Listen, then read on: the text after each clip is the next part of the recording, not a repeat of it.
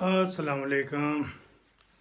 जनाब अली अपना बरखुदार है नसीम बाजवा, उसका यूट्यूब चैनल है बाजवा ब्रांड। उसके प्लेटफार्म से मैं मुखातब हूँ, आपसे कुछ जनरल इंफॉर्मेशन शेयर करनी थी। एक CSP अफसर बनने के लिए कम से कम 18 से 22 साल पढ़ना पड़ता है, और एक लेफ्टिनेंट बनने के लिए 14 या 16 साल पढ़ना पड़ता है। लेफ्टिनेंट के लिए 8 क्लास पास होना चाहिए, और कैडेट बन जाता है तो वहाँ से वो आगे तरक्की करता रहता है। और CSS के लिए पहले उसने ग्रेजुएशन करनी, फिर CSS करनी, उसमें पहली दफ़ा पास होता है, नहीं होता फिर इंटरव्यू, तो उसको 20-22 साल लग जाते हैं। अब मैं आपके साथ एक 100% जो है ना स्टोरी शेयर करता हूँ। एक आर्मी ऑफिशियल था सबसे छोटे रैंक का, वो ड्यूटी पे हाजिर सर्विस था।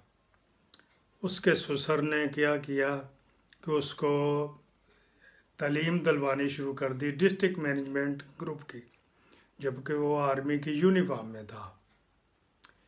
6 महीने उसने अपनी तालीम मुकम्मल की, उधर जाके जहाँ पे इनकी होती है CSP अफसरों की ट्रेनिंग होती है, वहाँ पे एकेडमी में। फिर उन्होंने उसके ससुर ने इसको पेंशन करवा दी आर्मी से, तो उसको डायरेक्ट भर्ती कर दिया असिस्टेंट कमिश्नर मॉडल टाउन।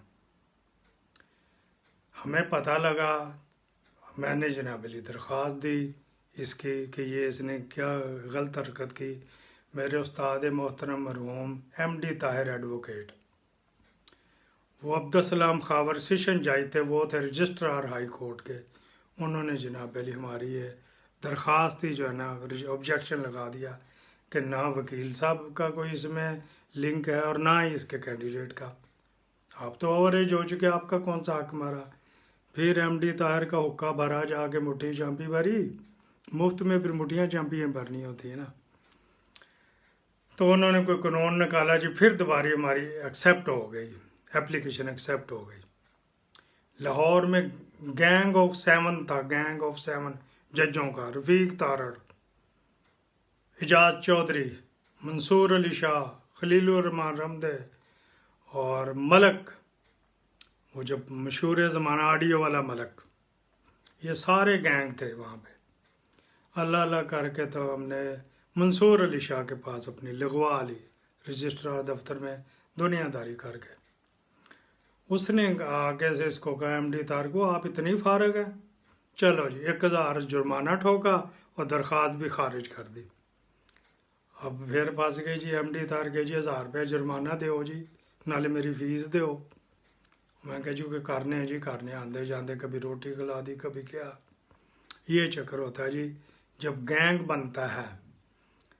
तो वो आर्मी ऑफिशियल ने आर्मी से भी ली पेंशन, और उसके बाद असिस्टेंट कमिश्नर मॉडल टाउन लगा, और जो स्कीमें थी दुनिया जान की फिरोजपुर रोड पे सारी उसने डाकुओं को अलाट कर दी।